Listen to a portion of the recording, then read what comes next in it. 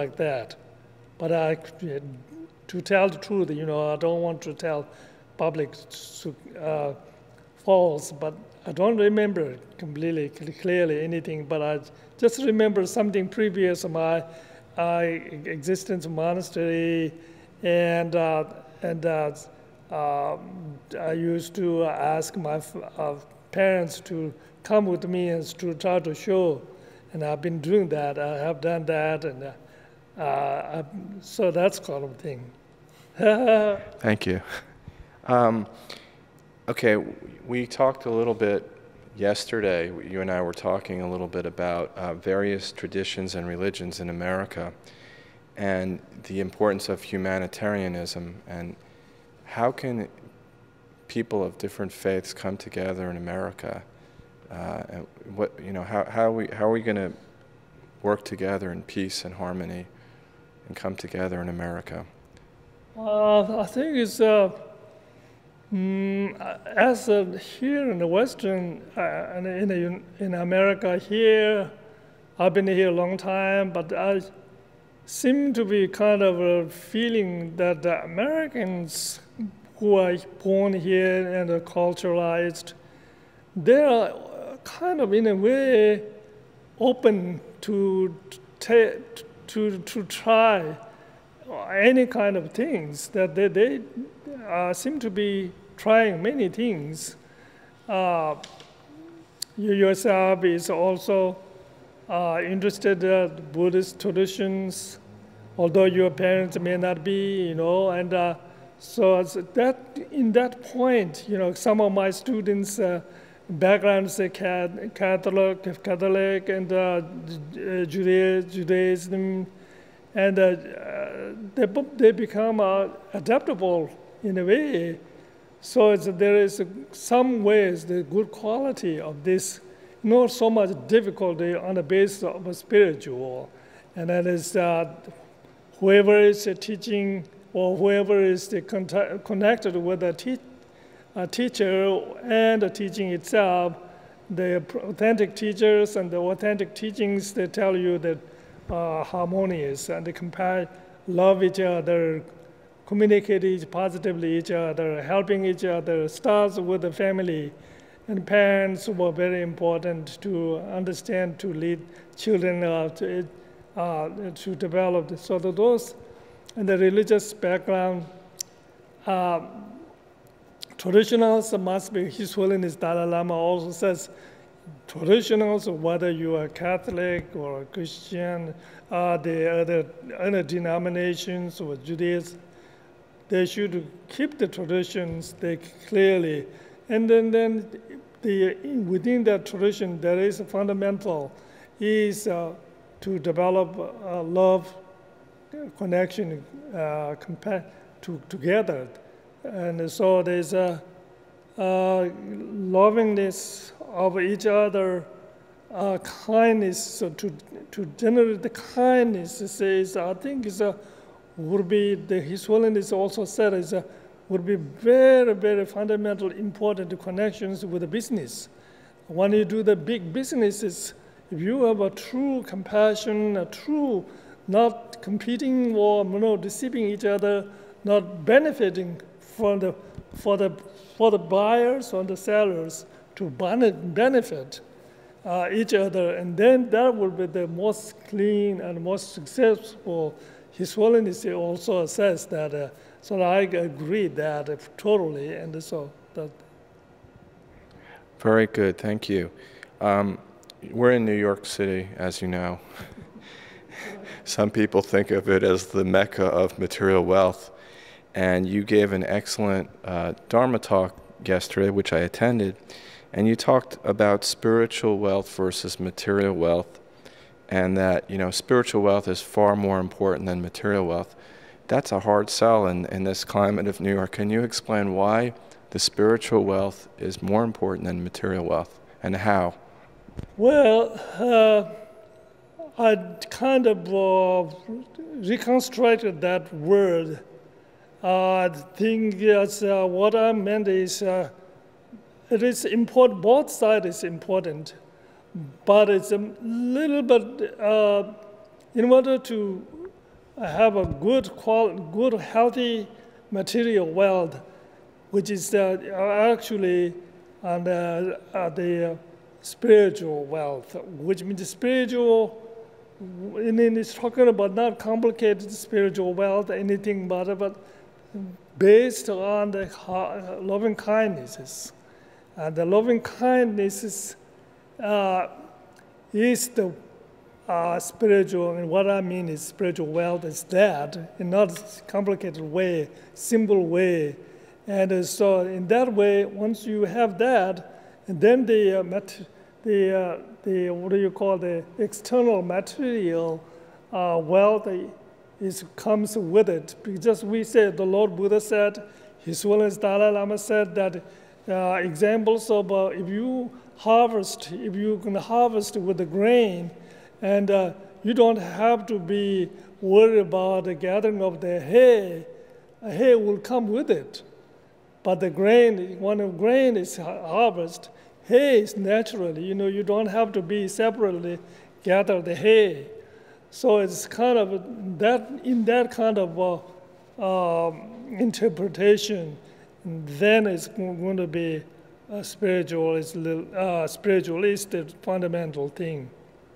How long have you been in the United States now? I've been now spiritual almost like 40 years now. And I understand that you're a golfer. You're an avid golfer, and you've been on quoted in magazines.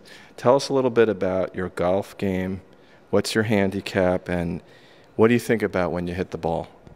Well, that's somehow I'm not I've been here a long time, but not getting a sports interest in sports are kind of complicated, all the sports. But finally, I picked up some golf, which is kind of easy, a little bit easier, looks like. And one time, a few years back, I picked up the golf lessons with my students and friends. And then I just liked that the golf is kind of gives me exercise. And there are some books written by some scholars about the golf and spiritual connections. But I think the golf gives you some concentration, training of your through meditation. Meditation is also focused on certain kind of the path, so the golf kind of teaches you kind of where you aim and relaxing, and the playing golf is really have to do mental connections, and so it's very interesting sports, and I'm just enjoying the golf. And I've been when I go. Sometimes go play with friends and students, and sometimes I go myself, which is very good. And I just done my daily prayers. Also, while I'm playing golf, I can also say the prayers and listening the birds and listening the sound of the wind, and the absorbing all the nature, prettiness of everything, and that helps. Healthy is kind of what do you call the therapy to me. Do you ever get angry when you have a bad golf day? I do get it. Also, that's a good question about it. I was hoping for at least one. That's as Buddhists, serious practicing, you're taught to overcome the anger and so on and so forth, emotion. I thought it was doing pretty good while I was meditating, but when I came to the golf, and then it comes out some kind of different types of anger. It's not anger towards somebody else, but anger to yourself, anger to the tools, clubs, and sometimes you do that. So that's interesting. So do you ever throw the golf club? Have you ever done that? I did throw several times, but the clubs are out. Okay. All right. So getting on to somewhat more serious questions. Regarding America and the way that we treat people, disabled people and elderly people, a lot of elderly people play golf, and it seems like in this country that one of my missions, one of my interests are to find out how we treat elderly people. And it seems like we're throwing the elderly people out to the curb and the disabled people, whether it's through our healthcare system or just the way we treat our families. As a Tibetan Buddhist leader, what do you think about this problem in America? That is very, very, very profound question, and that is realized, and is I heard in the people, and the elderly people who are treated, and it's a kind of a difficult culture, been through several lives, several family lives. I think they should change, and family in the East is very, in Tibet and Asia, the family is very important, and the parents are very important to keep it. And when they're old, and you should take care of it, and as much as you can. And that's the most important, the spiritual background to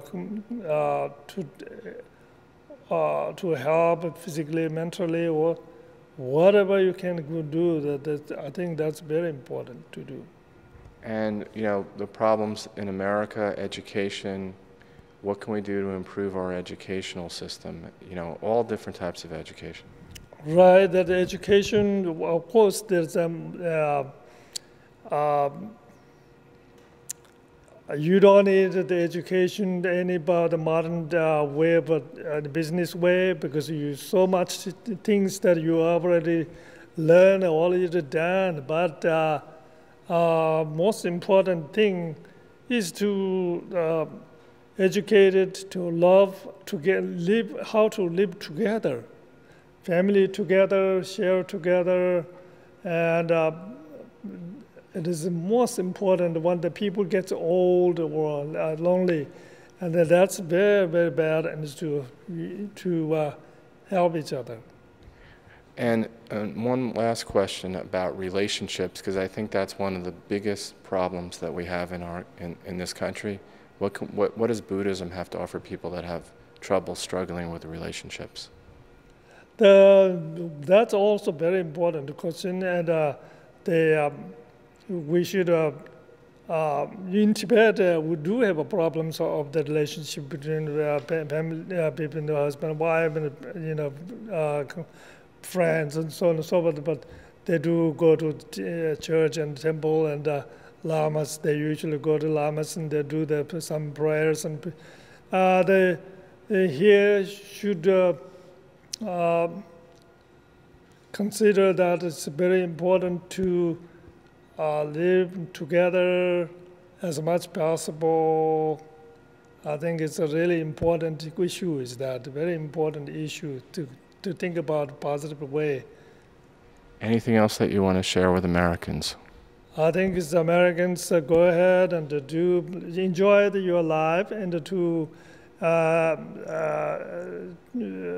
generate your spiritual or the loving kindnesses, and to help to each other, and be happy, and hopefully successful. We pray to all of us living together peacefully. Thank you, Kunga Rinpoche. Thank you so much.